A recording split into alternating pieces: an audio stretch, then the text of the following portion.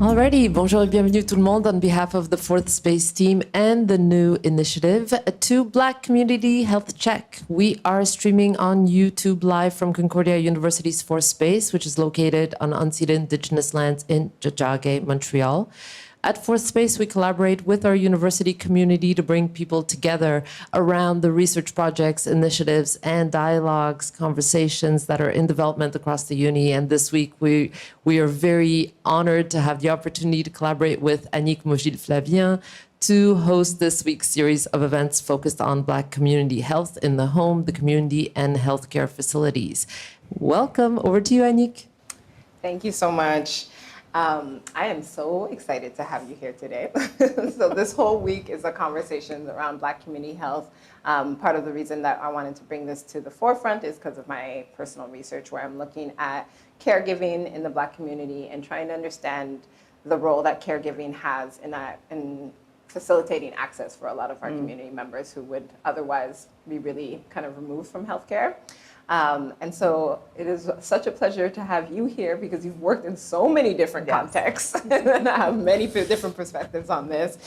Just to present you, Kimani Daniel is an associate professor in the Ingram School of Nursing at McGill University. She has over 15 years of experience in perinatal health. In her role as a clinical nurse specialist in Maternal-Child Health at the Centre-Intégré universitaire de santé et des services sociaux du Centre-Ouest-de-l'Île-de-Montréal. She has been involved in educational initiatives, quality improvement projects, and policy development. She was the site leader for the quality improvement program MORO-B, a comprehensive performance improvement program that creates a culture of patient safety in obstetrical units. She is currently the Quebec director for the Canadian Association of Perinatal and Women Health Nurses, that's right, and has a passion for meaningful exchanges in social justice issues affecting the African diaspora and creating opportunities for change through learning. That is quite a bio. Thank you. I'd love to meet said person. It's fantastic. Yeah, that's wonderful. Fantastic to hear.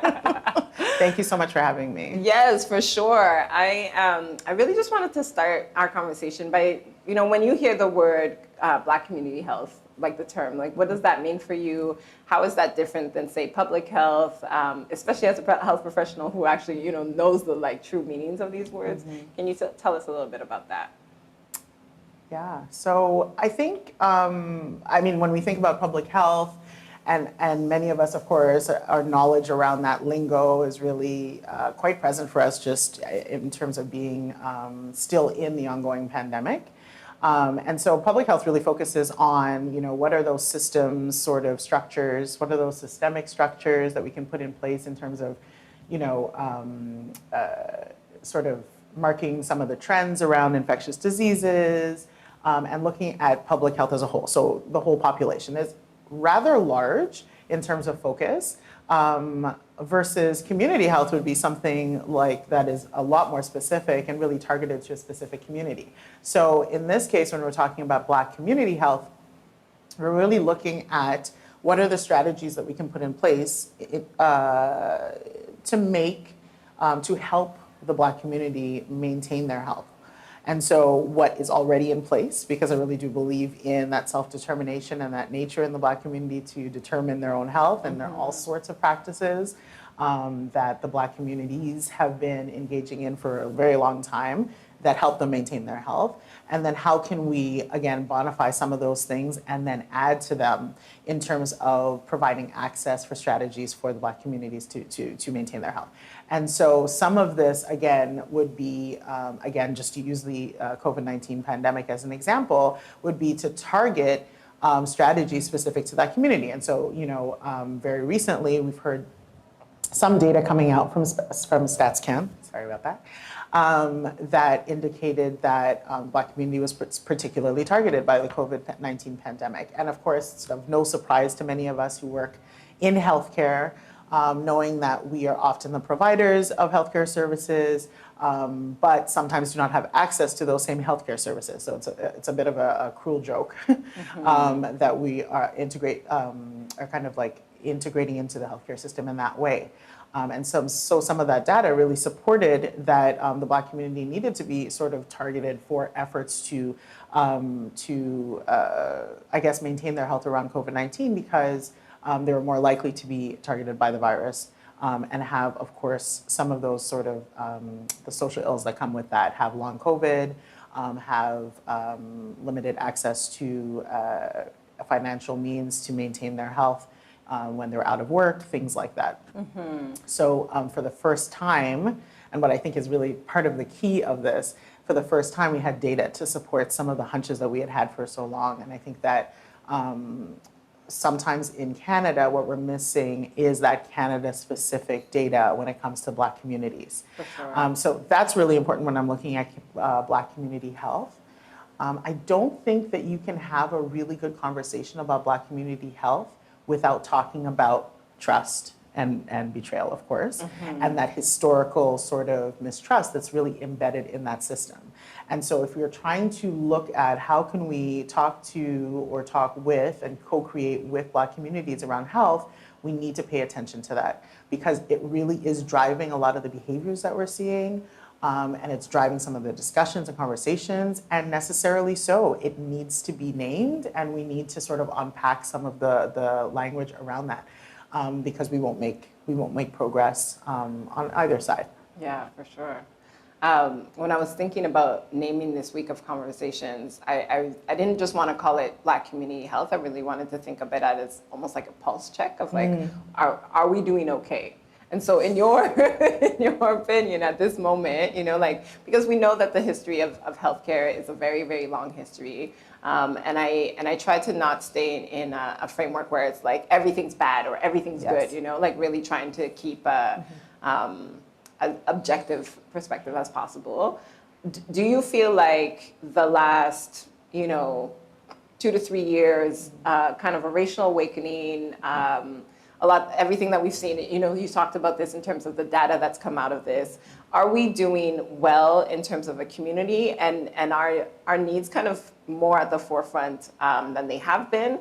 Are there concerns that you have that might have come up from the last few years of kind of institutional change, let's say? So the short answer is we're doing better, but we could be doing a whole lot better, and there really needs to be a whole lot better. And so when we talk about that sort of watershed moment in terms of the pandemic, and then of course the coexisting pandemic right after the George Floyd massacre, what was really interesting was that we saw all of this hubbub and we saw all of these sort of like percolating events, and everyone wanted an equity, diversity, and inclusion team, and we wanted to talk about anti-racism all of a sudden. And so some strides have been made.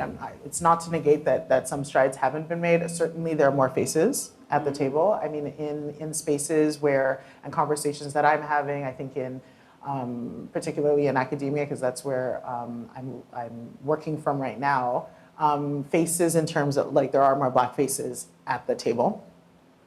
And there have been efforts in order to increase representation, to make things more accessible, and that's programs, educational programs, frameworks, healthcare access in some way.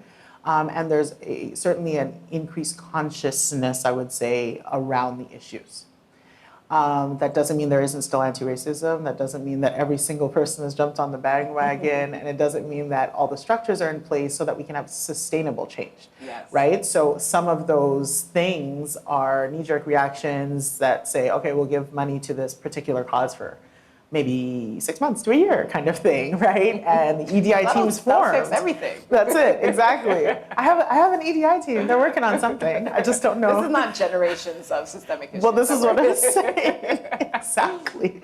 So right now, I think what the key thing for us to do right now is really to look at how can we maintain some of those changes. Sure. And I think that many of us in the space of, again, being at the table where things are being discussed, really are seeking that. And from the beginning, we were seeking that in terms of how do we track that things are actually being done, that change is actually being made? How do we hold people accountable for that meaningful change over time?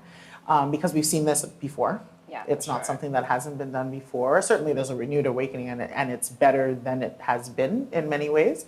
But we've seen the cycle repeat, and we want to make sure that some of this change is sustainable, and so that we can evolve in the coming years, I think. Yeah, for Yeah. sure. So it's changed things, to answer the questions. It has changed things, but there's lots more to go, for Yeah. sure. No, definitely. You talked a little bit about the fact that you're teaching right these days. Can you tell us a little bit more about your path with healthcare and the different ways you've kind of encountered Black community health in those different spaces? So, so you mentioned in great bio that I came to healthcare knowing that I wanted to work in maternal-child health. And I started as a staff nurse in the obstetrical unit, and I continue to work in that space. I continue to work in that space as an educator, and then of course as a clinical nurse specialist, and then now as an educator in terms of at the university. And so the ways in which I saw some of those interactions happening, and again, you know, there is again a renewed consciousness around those Black maternal health outcomes that have been, you know, kind of like all the rage right now. People are really, really aware of the differences in terms of outcomes, and sort of the stories that have come through the media around, you know, Black women having difficulty accessing care or having their voice heard. And so have I seen that? Yes, I have seen that in many ways.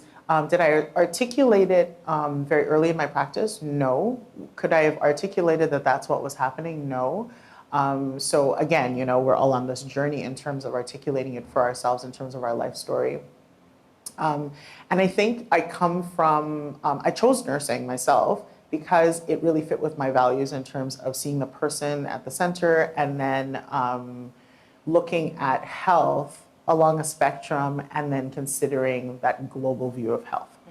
And so it isn't just, you know, this person, you know, lying in a bed wanting to have her baby kind of thing. It's, you know, what is the context of taking that baby home? What are the community supports that are available? You know, how did she come to be here? And then, you know, what is the context of the relationships that she has that allow for success, right? And so, and that extends to systemic sort of either barriers or access points that may or may not be available in her life. And that, you know, for me, it's really kind of embedded within, you know, nursing that particular patient, that we considered a really sort of global view of health. And so that is not always so. And part of the change that I think that some of us want to see in the healthcare system is really having that view. And so wouldn't it be great, a bit idealistic, but wouldn't it be great if that person really was viewed in terms of that, you know, entire sphere of her particular health, and then all of the systems were kind of running up to meet her to support that.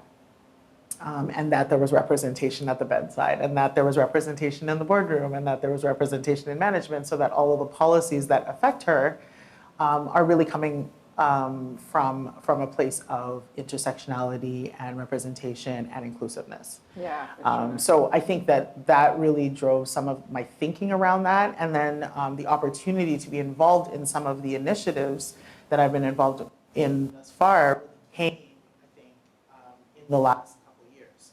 So that was helpful to sort of make sense of what I was seeing at the bedside, and also making sense of that more recently as well. Yeah, for sure. I feel like, you know, one of the things that you talked about in terms of clinical practice, and then in terms of working as an educator, right?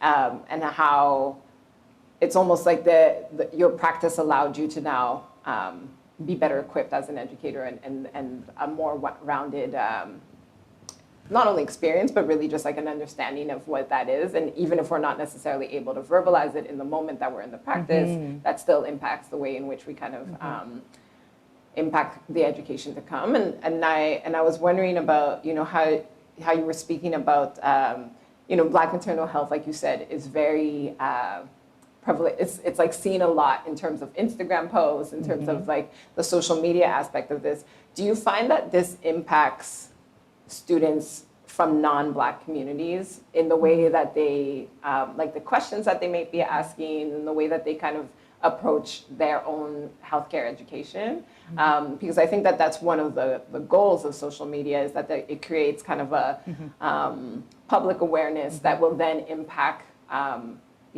professionals from many different fields, whether or not that's in their educational kind of curriculum, right? I think students in general first of all, students are awesome. And then they force us to reckon with what is today and what is present day awareness, right? And so that student sort of advocacy for us to deal with these issues and for us to make things more accessible is fantastic, because it really pushes the institution to respond to these issues in a way that even faculty can't push, or the community can't push, right?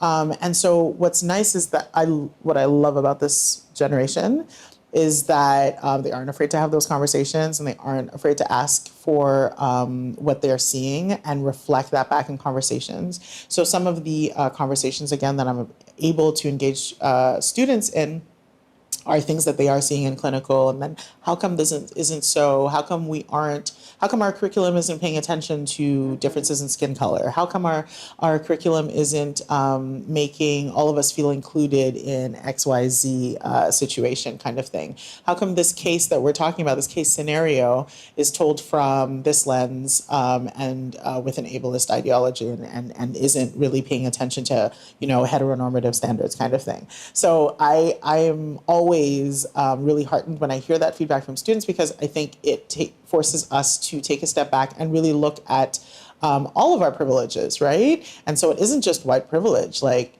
it really is, all the privileges that we all come and sit down at the table with. So I'm happy to hear that. One thing that I will say is I actually, and this is not my story, this is a story from Instagram, actually. And I loved it so much because it really drove home the point for me around representation when, students were saying, what's the big idea around representation in maternal-child health? And so it was a story of a nurse who came onto a shift. Again, she was the only Black nurse in a labor and delivery department. And she came onto her shift, and she was receiving a report from the outgoing nurse, and the outgoing nurse said, oh yeah, there's a patient, and you know what, I wrote up a psych consult for this patient, and there seems to be something going on. And so she said, well, that's kind of weird. Like, why did you write up this psych consult? And for those of us in healthcare, when you write a psych consult, is essentially to say, I want the psychiatrist or the psych team to come and see this patient because there's something going on. She needs assessment. And so the Black nurse inquired, and then the other nurse said, she just keeps hitting her head all the time, and I think she needs to be seen, right? So the Black nurse kind of peeked in the room, looked at the woman, and then came back and said, oh yeah, that's just something we do. And she's like, what do you mean? She's like, oh, well, she has a weave. And when it gets itchy under the weave, and the thing is, I'm looking around, and you guys can't see, but there are Black people in here nodding. Oh, yeah. 100%. Because we all know. Oh, this. And the pencil. You might have a pencil. You might have all kinds of ways that you deal with that. And the I can't itch because I'm about to do a perm, right? For sure. That too. So I love this story. Why? Because it really tells us, like, we need to be there because, one, think of the healthcare costs. That's crazy. To a system that made a psych consult for a very explainable thing in the Black community. Yeah. And this is why it drove home the point to me in terms of it being everyone's problem, because the healthcare costs are everyone's problem. And then two, who did that the psych team not see? That actually needed the care at the bedside. So I was like, you try to explain the representation. You're like, why is it important? Can't I? It's still important. Like I need to have, the Black nurse, the Black PB, the XYZ person caring for me, and we need to be represented because the population we serve is who we're here for. And so that's what I try to drive home in terms of looking at our curriculum. We're responsible for the population we serve. And so if our curriculum is not inclusive and representative, if the teacher is teaching it or not, if the students aren't, then what are we really doing? Are we really serving the needs of the population, right, as healthcare providers? Sure. So I don't know. For me, it was like a little aha moment. Love it because people learn through storytelling. I mean, I believe that too. No, but I think that's so key. We forget like what that actually looks like on the grounds. Like there's this idea of like, oh, it'll only happen when there's an emergency and this thing, especially when we talk about Black maternal health. Like, I think that people like automatically think it's like when she has a C-section, when it's like, but no, it's like the very mundane, she's scratching her head stuff too, Absolutely. Like, wow. And super mundane, right? But if you think of like those who know what can happen for sure. With a mom who has psych consult, and maybe it would have been explained away, and maybe someone else from another community would have understood. But it could also not. Well, and we know, what kinds of relationships we have with the foster care system, and we 100%. know what relationships we have, so et cetera, et cetera. So, I mean, I had an experience when, so my son was born with the Mongolian spots on his back, which look like, it's a hyperpigmentation, and so they look kind of like bruises, right? Yeah, my son still has his. He's like 3. He still has it on his back. Yeah. And I had a Jamaican nurse, and she came to me and she said, I'm going to write it on his file that he has it because I don't want you to have problems down the line. And that shook me so hard, because it's only someone from my community who would see what could happen down the line, who would care for me enough to want to prevent that for us, right? And just understand that there's a whole social cultural history, right? That makes it that we can't just be confident that like, oh, these things that are very medically explained on my child's body will not end up being an issue for us down the line. That's absolutely. That's really... And so, we have a generation of people or like healthcare providers like that nurse who intervene in order to safeguard Black health, right? And so what I love about, again, this generation is that they're like, no, let's talk about it. Yeah. Let's talk about it so our allies know that. 100%. So that like all the communities know that and know what we're doing, right? And give voice to all of this work that has been like all this safeguarding, all of the sort of burden that's been on the shoulders of, Black nurses, for example, for so long, to sort of, to maintain that health. For sure. I really love how you're talking about it because I think that one of the things that happens is there's this sense that when we talk about Black community health, only Black people can speak about it, or it only impacts Black people, or that it is something that only health professionals should be, like this is their concern. I'm not part of that conversation, but it's like, no, actually, like these things that people put on social media, that the community activism, the caregiving that you do, all of that really is part of the ecosystem, right? It's so key. I want to chat a little bit about the initiatives that you're taking on, and the initiatives that you kind of see around you. There's so much that's happened in the last few years, and probably many, many years like before. Like you said, a lot of this is in waves and cycles. They come back, like all of a sudden people are reinvested in this type of work. But what does it look like in terms of the field that you're in? So you kind of hit on some parts of that when you were talking about like having, seeing health as not just what's happening in hospitals, but essentially everyone being part of it. And so I think some of the focus right now is around if we have this broad definition of health, and people exist within this microcosm of healthcare relationships that are not just the hospital, not just CLSCs, but outside of that, what is the role of community in terms of building the healthcare system, not just responding to the needs of a fractured healthcare system, but how can we actually engage the community through partnerships in terms of building the system. And so some of the work that I'm really excited about doing right now is engaging that community in building how we should serve them. And so what I was talking about before in terms of, how do we prepare nurses for nursing in this essentially times, or in the current time, and for inclusive care, is part of a project that I'm working on in our particular department at the Ingram School of Nursing.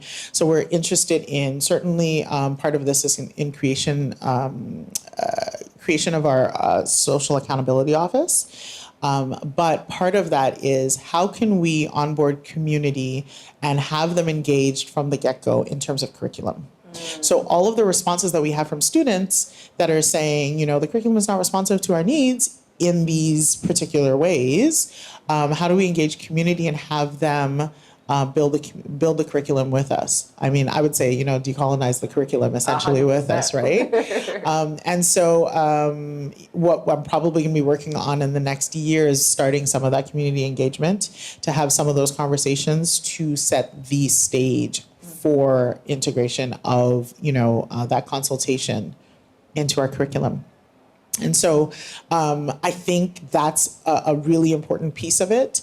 Another important piece is, again, representation. I keep going back to it, but representation in terms of healthcare, but, again, medical school, right? And so there are new pathways being built in terms of, the Black applicant pathway in medical school and those sorts of things. So some of my time is spent advocating for and participating in meetings in terms of really allowing access for representation starting from medical school, and so that there are more Black faces in terms of physicians, right? And so again, it's a bit of a pipeline sort of project to at some point allow for our healthcare system to be more inclusive and respond to things. And I think that when we think about our healthcare system right now, and I'm very cognizant, I'm speaking like on the eve of our provincial election.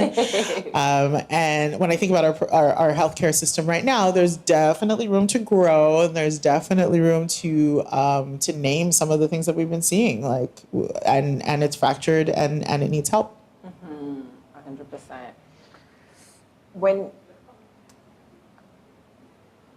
When we talk about community health, Black community health right now, I think that the two kind of themes that have been most public have been Black mental health and Black maternal health, right? Those are two kind of themes that are really like a call to action.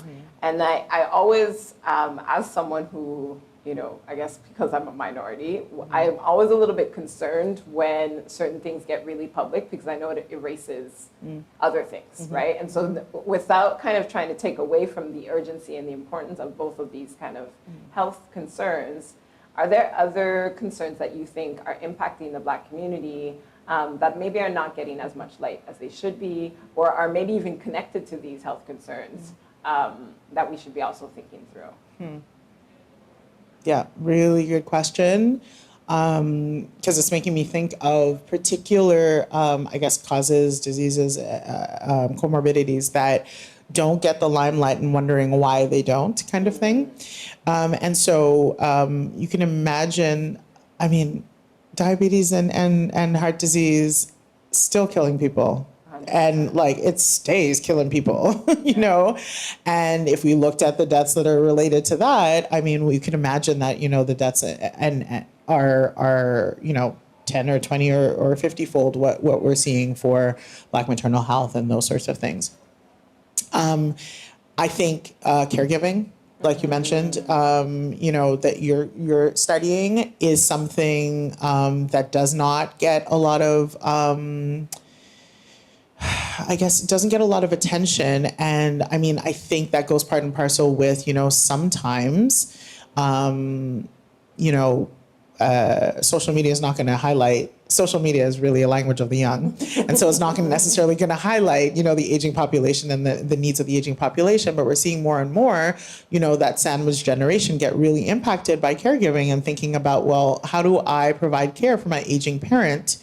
And then this is going to impact all sorts of things, right? The prices of intergenerational housing, the services that are inclusive at that level, the COVID-19 pandemic, right? And so it's a real complex issue that we're dealing with. But I do think, like, if we went back to some of the sort of senior services or community services that need to be built in to take care of those things, they need to get a lot more attention, along with Black maternal care and Black mental health. Not to say that it's not important. And I think they're very much connected, right? They because are. Like it's in, Black maternal health. When I was dealing with my own Black maternal health, I was still caregiving. There you go. I was still struggling with my own mental health. Yeah. I was, like all of these things they're not kind of dissociated, right? Like if we try to think of it as holistically as possible. Yes. And then if we are, then that means that we have to, like you said, look at when somebody's in a bed, ideally look at their whole social cultural context. Yeah. If there were a couple of things that you would like, especially as an educator, that you would like health professionals to know about Black communities, and then vice versa, like what you would want Black community members to know about the healthcare system or professionals, what would be some key themes for you? So in terms of the Black, I guess, health professionals knowing about the Black community, so in addition to, of course, that sort of broad definition of health that needs to be explored when we're looking at Black community members, I would say let's talk about trust. Let's talk about histories. Let's talk about the reasons why we're seeing the behaviors that you're seeing and thinking, why am I seeing this behavior? Well, it's rooted sometimes and a lot of times in colonialism, patriarchy, and in all of the systems that will say, you know what, I am not really trusting what this healthcare professional is telling me, because I've seen it borne out through history that there have been other times that we shouldn't have trusted them, kind of thing. And you know what's interesting about that point is that they might not even know that that's why they feel that way. Yes. Like that's what because I know it's like it's a learned, it's a culturally learned thing. Like I know the feeling of being like 12 and not knowing at all what this means, but still being like, I don't want to go to the doctor. Like, and why is that? Yes. Like how many times have you heard that in your household? Yeah. How much, and so this idea that we would all be eloquent and able to like explain that it's because of this racial trauma and all of this stuff. Definitely not. And so we're talking about the sort of variability within our Black communities, and knowing that we're essentially not a monolith, that you're going to see a lot of things, and that there needs to be a balance in terms of being curious, but without microaggressing. So and those discussions are important. So like, how do I learn to be with, Black patients or Black community members that are seeking healthcare, is to stay open and stay aware of and listen to what's happening, and develop an understanding of what you're seeing, based on some of the work that you're willing to do in order to meet the needs of the population, right? Because we kind of have to be willing to do the work, to get there. And then vice versa. What do you want the community to know? So I would say the communities, because I think of elders in our community, and then I think of social media savvy people, and they're different sort of ends of the spectrum, and they're at a different level of knowledge about the healthcare system, and they access it in different ways. But I would say from a lot of the conversations that I have actually with people who seek me out in terms of making sense of the healthcare system, that we have to understand that the healthcare system as we see it is made up of individuals and humans. And so the ability to make error is very present. Oh my God. And I say that not to say that, I don't want you to think that, oh my gosh, I'm going to walk into this hospital and there's going to be an error, but just to know that it could happen, because we do have people who access the healthcare system and really feel like quite naively that it can't happen and everything. They must know what they're doing. And I'm here to tell you that they do, but things can happen.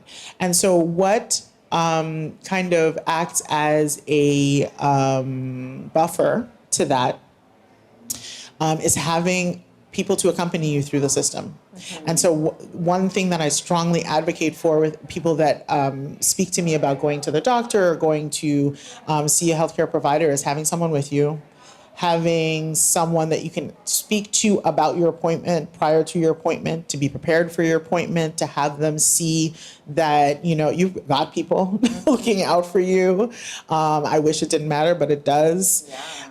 And so to have someone to have your back. So, you know, and I really do advocate for that in all spaces. Yes, wonderful if it's representative and someone close to you and you can access that. But certainly if there are services and where we can have kind of accompagnateur with people to sort of navigate the system, fantastic. Because I think that, you know, everyone has trouble. I have trouble accessing the healthcare system, and I worked in it for a number of years. You know, sometimes I'm like, did they call me for what appointment did they call me for, and how many numbers do I need to call? And now it's a lot more onus is on the patient to access it, remember it, do things. So I always wonder. Has turned to being online, which I think, yes. You know, so as a caregiver for my mom, I'm like I don't think she'd be able to navigate the healthcare system at all. Exactly. The way that it's become so electronic. And you know what's interesting about that is because I hear you saying it in terms of Black community, but I really do think that it's something that impacts so many people, right? Like the amount of times I've gone to health appointments with friends and they were blank. They forgot everything the doctor said. They didn't ask the questions that I was there. Thought, I was there. You know what I mean? I will never forget it. I was there too. The whole thing. And it's like, and being removed from the context a little bit because the diagnosis is not yours or whatever, really allows you to kind of come in with fresher ears, fresher eyes, more calmness, like all of these things. I appreciate that. And I think that advocacy, because that's what I'm hearing from what you're saying, advocacy is so important in terms of like community support, but also in terms of like self-advocacy. Like, you know, when they give you a diagnosis, like we're Generation Google, like take advantage, you know, like all of that is so key. And one of the things that I think is actually been really beautiful about the change, like the transformation of healthcare and where you can go to your doctor and be like, well, hey, I looked this up. Which was not a possibility, say, like 10, 15 years ago, right? Yes, exactly. And so you don't have to take exactly what they're telling you as sort of, you know, the Bible truth.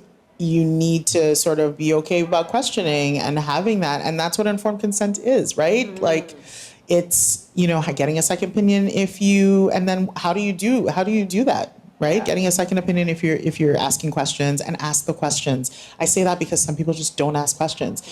Sometimes it's just not in your nature. You just kind of go along with it and accept it. And that might be okay the majority of time, to tell you the truth. But I will say you want to make sure, particularly if you are from, you know, communities where the history has been that your voice is not heard or your voice is heard less than, then you want to make sure that your voice is heard and do everything that you can in order to make it more so. No, I really appreciate that. And you know what I also hear from what you're saying is that there's, you know, there was a time like, especially in so my parents are Haitian, in the like Haitian context where the word of the doctor is like the word of God. But it's also like, I think that also impacts our like young health professionals who might be choosing careers based on not wanting to have that kind of pressure too, right? And not wanting to be the holy grail, to know that a lot of this stuff is in conversation with one another. There isn't necessarily, like, yes, they're experts in their fields in the sense that they've practiced and studied, but not in the sense that they're not human, like what you're saying, right? And so how do we get to a point where we're seeing our healthcare professionals as part of the conversation rather than, you know, this top-down only kind of situation? If you were to see, you know, if you had your top 3 changes that you want to see in community health in general, especially in Black community health, they can be the top 3 in this very particular moment. Oh my gosh, top 3, wow, okay. What would you like to see? Okay. Hot seat moment. I would changes. Okay.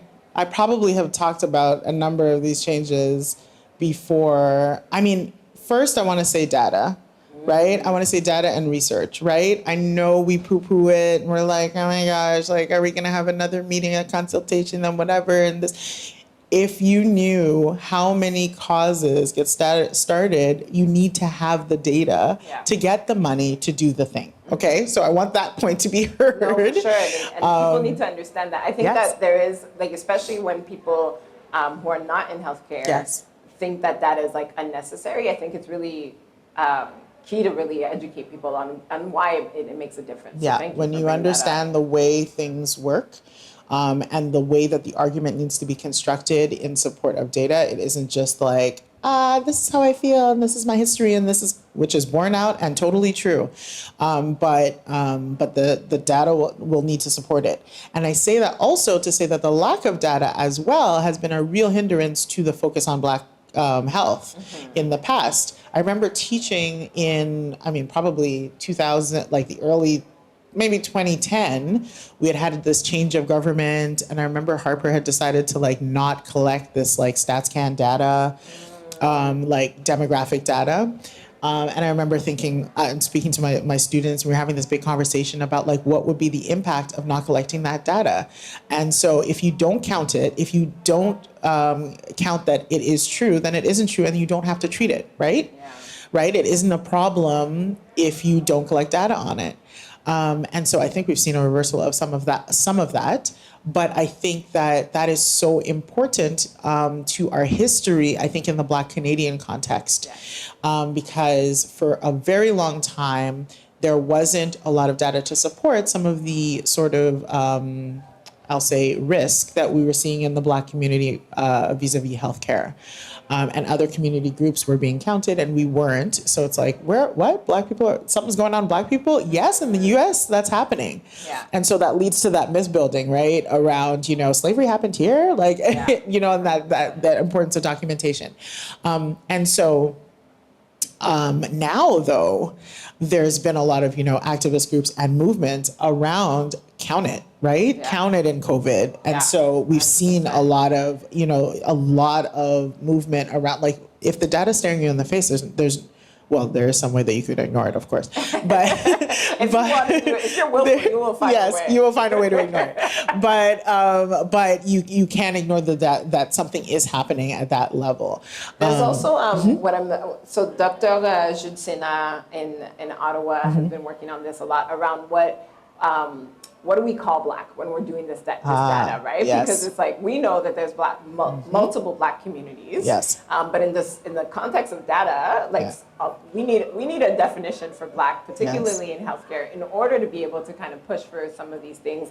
No, it's not all culturally specific, right? Like, yes, I think, maybe if we like look south and we're like, okay, well, in the States, it's like they have this amalgamation of like, everything's Black, it's a monolith or whatever. And then here we have our different, culture groups, country groups, whatever, and so on. But there's also, like, we know that there's certain things that do impact us because of skin tone. There's certain things that, like, and so how do we get to, like, a definition that's inclusive enough to get that type of data that we're looking Absolutely. for? I think in terms of our numbers, we need to look at maybe a short-term and long-term plan around that, So maybe it's going with a definition. I'm like so not an academic. I'm like, maybe we'll just go for it with a definition right now. No, but academics will not do that. Academics will like, let's wordsmith this to death until we get a definition everyone agrees with. But we need both like speeds, I think, right? Because there is a certain, that's like, we can't just stop till we have the perfect definition, right? So, and that's often what I hear as a criticism for this, like, oh, well, how long is it going to take you to create that data? And me too. Like, I'm impatient for, when it's like, okay, we're going to have some more interviews with the students, right? It's like, no, we've got the data. Let's move, And so some things we got the data, let's move kind of thing. Yeah, for sure. So I would say probably yes. collect data, let's do more research so that we can kind of support some of the practice, the initiatives that we want to see done. And then I would say, just because my heart is always in Black maternal health, is probably in Montreal and maybe in Canada. I'd probably like to see more Black doulas. I'm working on it. I'm doing my training. Just so you know. Oh my gosh, we have so many things to talk about. Look at that. So I'm always partial to, and of course, this is not to negate any of the things that are already being done, because I know that things are being done in terms of speaking out about it and then organizing. And I also know of, the numbers we have in Montreal to support said practices. But I really do believe in again, representation and having someone like you support you through pregnancy and birth is really important. And doulas, of course. I think everyone should have a doula training. So my grandma was a midwife in Haiti. And when I talked to my mom about birth work in general, she was like, it's so crazy to be in this place and know that most people know nothing about birth work.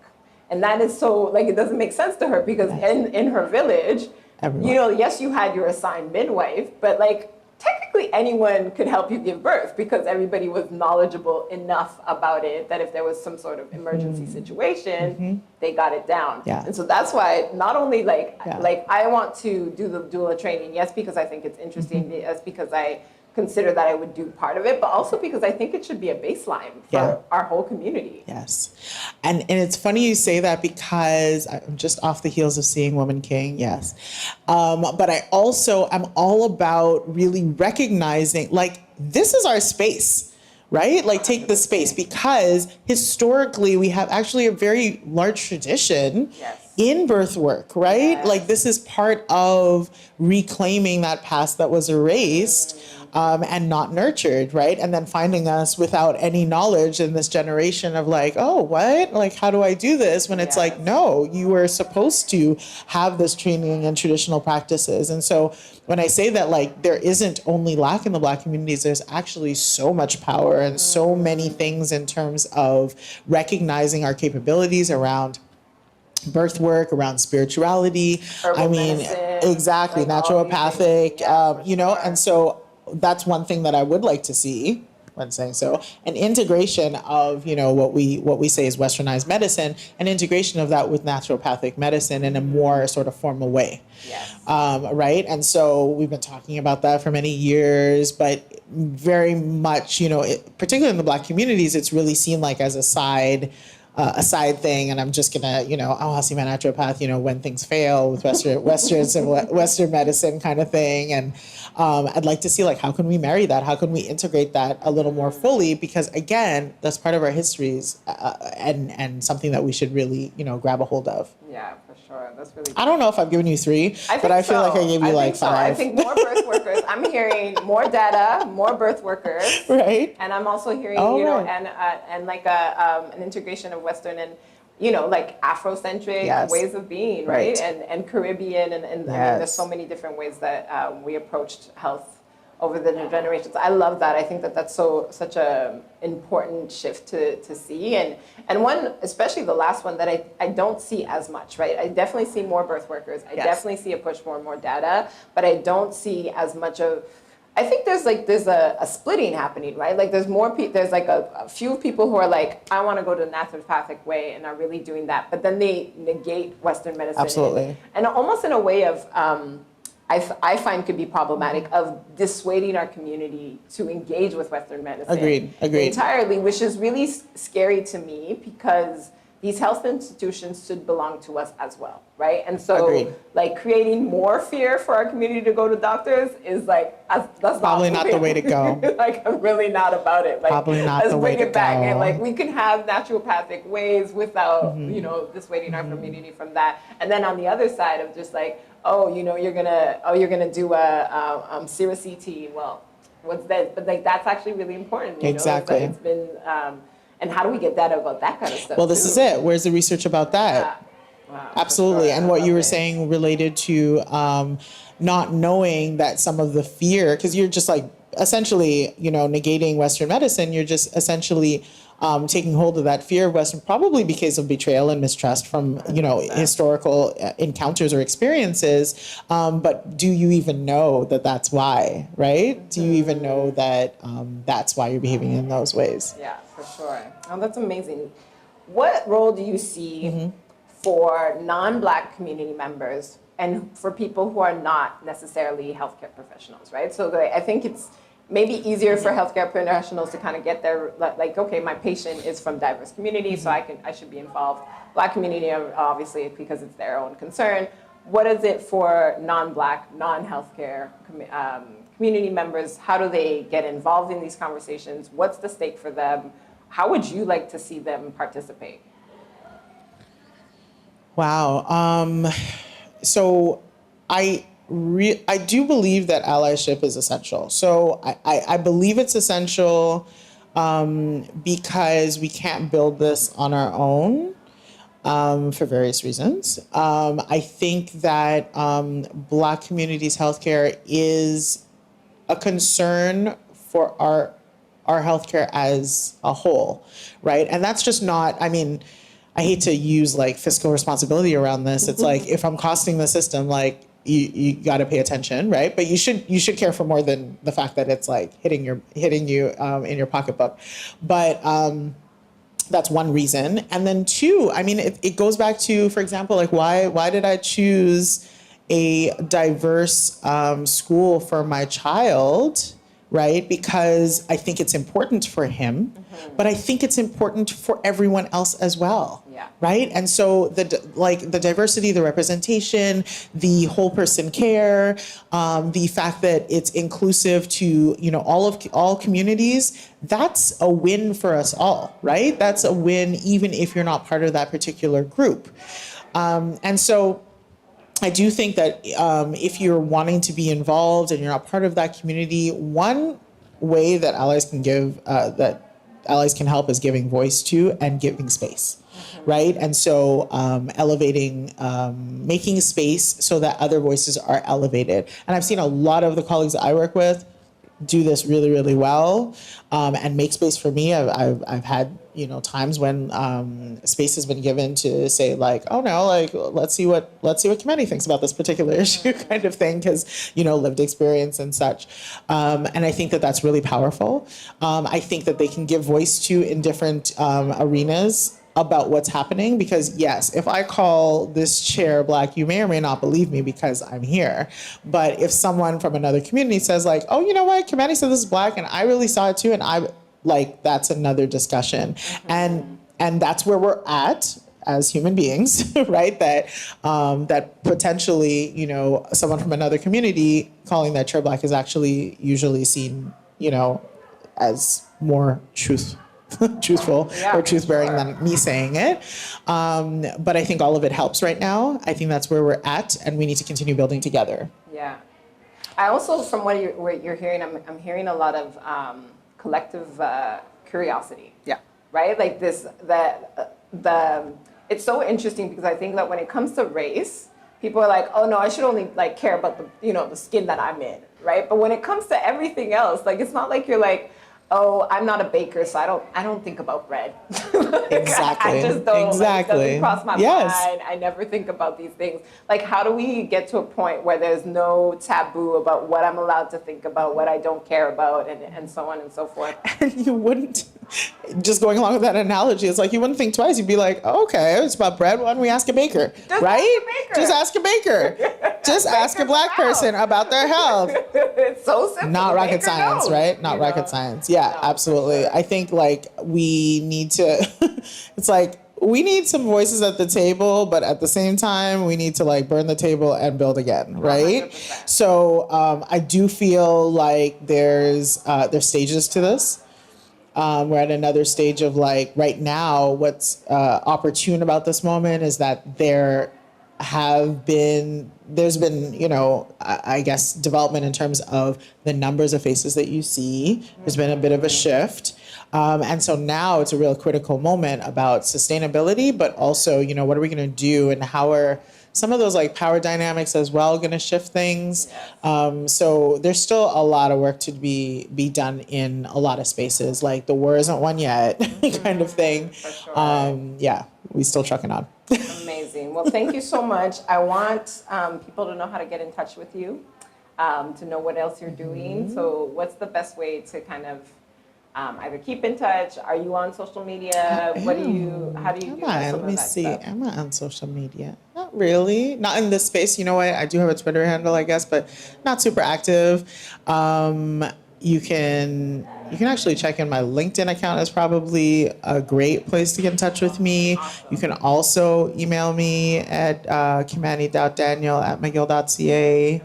And I will get your email if you're wanting more information or opportunities or just wanting to chat about Black health. I mean, I want I'm people here to, too. want to continue this conversation with you. So Yeah. I'm really excited. So definitely check out Kimani on her LinkedIn or via email. You said kimani.daniel@McGill.ca. McGill.ca. Yeah. So that's that. Any final thoughts that you want to leave everyone I am on? so happy. This talk could probably go on forever. This space is amazing, and I do want people to know like the space is really amazing. And so I'm looking forward to like future chats. I'm already planning about using this space 100%, already. 100%. But thank you so much for having me. It was wonderful. Thank you so much. It's on to you, Anna.